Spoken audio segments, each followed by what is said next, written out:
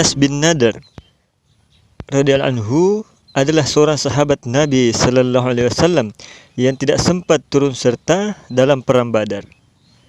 Ia sangat menyesal dan sering mencela dirinya sendiri karena tidak dapat menyertai peperangan yang pertama dan besar dalam sejarah Islam itu.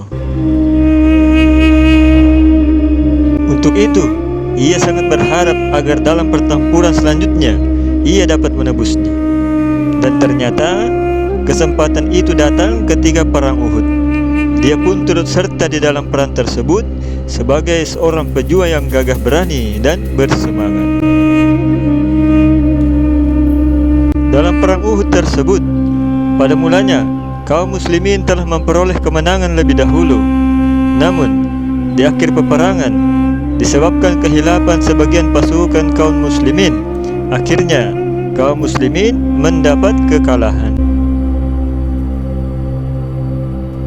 Kehilapan itu bermula dari beberapa orang sahabat radhiyallahu anhu yang ditugaskan oleh baginda Nabi sallallahu alaihi wasallam untuk berjaga di suatu tempat yang khusus. Rasulullah sallallahu alaihi wasallam menyuruh mereka agar jangan meninggalkan tempat tersebut dalam keadaan bagaimanapun, karena musuh dapat menyerang dari arah belakang. Sebenarnya, ketika permulaan perang, pasukan kaum muslimin telah memperoleh kemenangan dan kaum kafir telah melarikan diri. Melihat kemenangan ini, orang-orang yang telah ditunjuk oleh Nabi sallallahu alaihi wasallam untuk berjaga di belakang itu meninggalkan tempat tugas mereka karena menyangka bahwa kaum muslimin telah menang dan peperangan telah usai karena orang-orang kafir telah melarikan diri. Akhirnya mereka pun menuju tempat bekas peperangan dan meninggalkan bukit tersebut. Maka pada saat itulah pasukan kafir sedang melarikan diri, melihat bahwa tempat yang seharusnya dijaga oleh kaum muslimin telah kosong ditinggalkan oleh para penjaganya. Maka mereka pun kembali dan menyerang kaum muslimin dari arah belakang. Hal ini sama sekali tidak disangka oleh kaum muslimin, sehingga mereka kalah dan terjepit dalam kepungan kaum kafir, dan akhirnya pasukan muslimin pun menjadi kacau balau.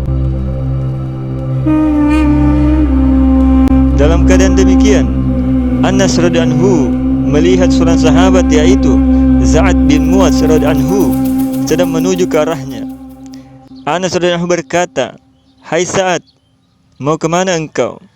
Lalu Sa'ad radhiyallahu anhu berkata, "Sungguh, demi Allah, saya mencium harumnya surga dari arah Uhud." Lalu setelah berkata demikian, beliau mengacungkan pedang yang saat itu berada di tangannya dan terus menyerbu kepada kaum kafir sehingga ia syahid dalam perang Uhud. Selepas kesyahidannya, tubuhnya diperiksa. Ternyata tubuhnya begitu rusak karena luka-luka senjata tajam. Kira-kira terdapat 80 luka akibat tebasan pedang dan panah di tubuhnya. Hanya saudari perempuannya saja yang masih dapat mengenalinya melalui jari-jari tangannya. Alhamdulillah, demikianlah kisah pengorbanan sahabat yang alhamdulillah telah mengajarkan kita ketika seseorang dengan ikhlas dan kesungguhan hati menunaikan perintah Allah Subhanahu wa taala, ketika masih hidup di dunia pun Allah Subhanahu wa taala memberinya kesempatan untuk merasakan nikmatnya surga. Inilah kisah kehidupan sahabat Sayyidina Anas bin Nadr radhiyallahu anhu yang telah mencium harumnya surga saat ia masih hidup di dunia. Akhir kalam, subhanallah bihamdihi, subhanakallahumma bihamdik, asyhadu an la ilaha illa anta, astaghfiruka wa atubu ilaik. Assalamualaikum warahmatullahi wabarakatuh.